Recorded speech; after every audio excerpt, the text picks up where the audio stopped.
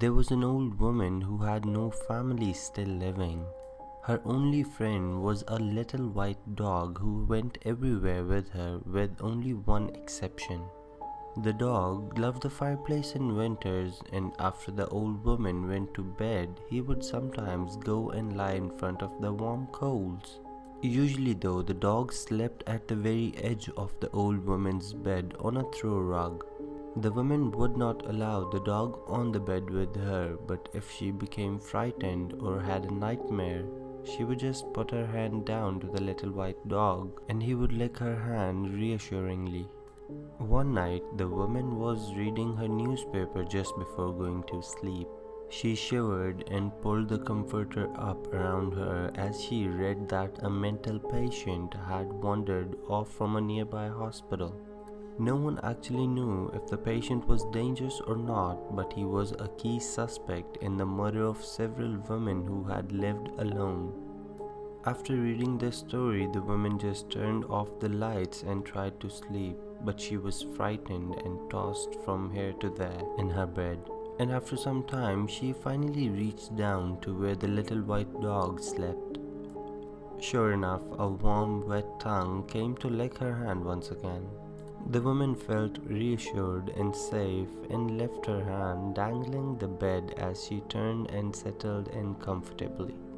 After a while, she opened her eyes for a moment and looked through the open door into the living room. There, in front of the fireplace, sat her little white dog, gazing at the coals and wagging his tail.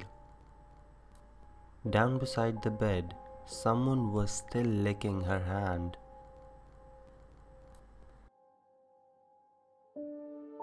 A girl had just finished her nursing school and started working in a new hospital. Although she loved her job as a nurse, she found it very difficult to get along with the people she worked with. They were mostly young doctors who had just finished medical school. The problem was that they were delighted in pulling pranks on each other. She found it very difficult to live with them in the residence which was next to the hospital because they stayed up all night and made too much of a noise. The nurse worked very long hours and needed all the sleep that she could get. Whenever she complained about their behavior, the mischievous doctors would laugh in her face and tell her to shut her fat mouth up.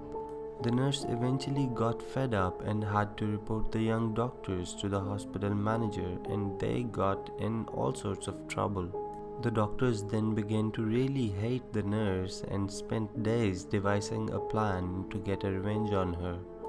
Finally, one of the doctors came up with a really sick prank they could play on her, and others gratefully agreed to help. That night, they broke into the morgue, which is basically a place used to store human corpses awaiting identification. It was in the hospital basement and they sawed an arm off a corpse.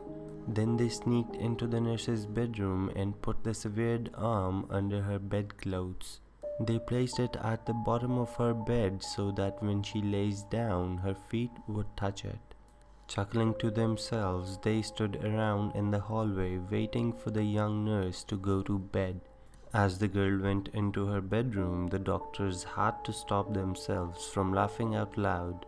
The nurse was a little suspicious of their behavior, but she was already too tired to care and went into her bedroom anyway, closing the door behind her. The men waited impatiently in the hallway for the nurse to finally find out the severed arm in her bedroom. But nothing happened. There was no scream, no angry yells, only silence.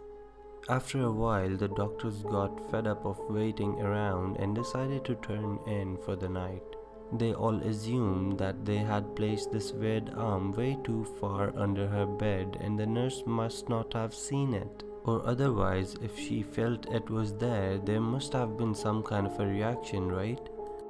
The next morning, when they woke up, the doctors went to check on the nurse. Receiving no answer when they knocked at her door, they turned the handle and went inside. The room seemed to be completely empty. The doctors searched the nurse's bedroom and found nothing, but when they opened her closet, they were greeted by a horrible sight. The nurse was curled up in the corner of the closet. Her hair had turned completely white and her eyes were rolled back in her head, and she had gone completely insane. Her face looked like it had aged 20 years in a single night, and worst of all, she was chewing on the severed arm.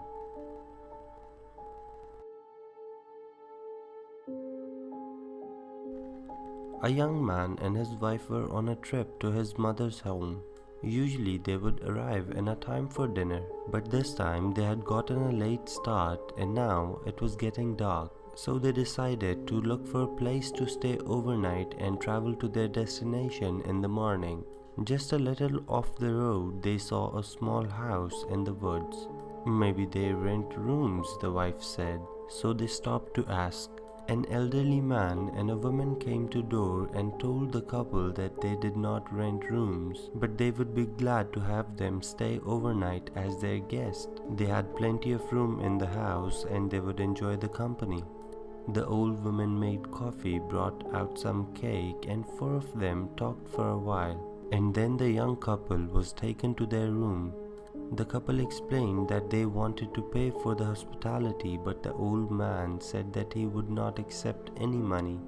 The bed was good for the couple and the room was also great, and they had a good night's sleep.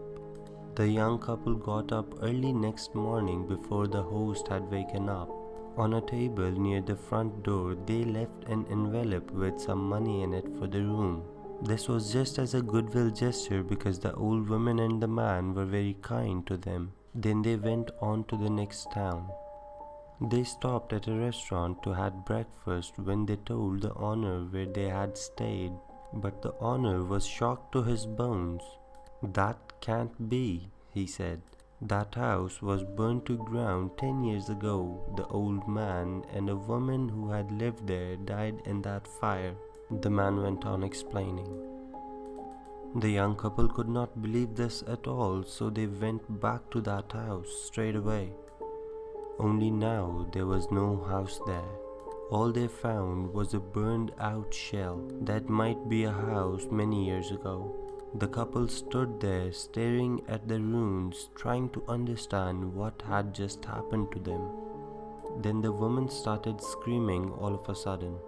In the rubble there was a badly burnt table, and on that table was an envelope they had left there that morning.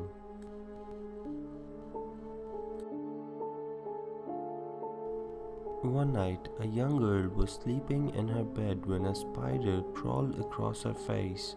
It stopped for a few minutes on her left cheek, then it went on its way. When the girl woke up in the morning and looked into the mirror, she noticed a red spot on her cheek.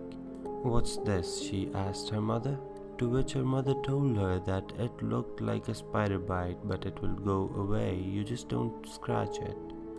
Very soon, the small red spot grew into a big red spot. "Hey mom, look at it now, it's getting bigger," asked the girl. "Yeah honey, that happens sometimes, it's coming to heal now," she was reassured by her mother. In the few coming days, the red spot grew even larger. "Hey mom, look at it now," the girl said in a very worrying kind of a tone. "It hurts so much and it makes me look so ugly. We'll have a doctor look at it this time, maybe it's infected." The young girl's mother called the doctor for an appointment, but the doctor could not see the girl until the next day. That night, the girl decided to take a nice, relaxing kind of a hot bath. As she laid soaking in the warm water in the bathtub, the boil on the red spot suddenly burst. Out poured a swarm of tiny spiders from the eggs that the mother spider had laid in the cheek of the young girl. So Horror Jam fans, if you enjoyed the video, kindly subscribe to the channel and press on the bell icon so that you can get notified every time a new story is uploaded. You can email me your real life stories at the email address given down below. And tell me in the comment section down below which one of these stories did you find the best.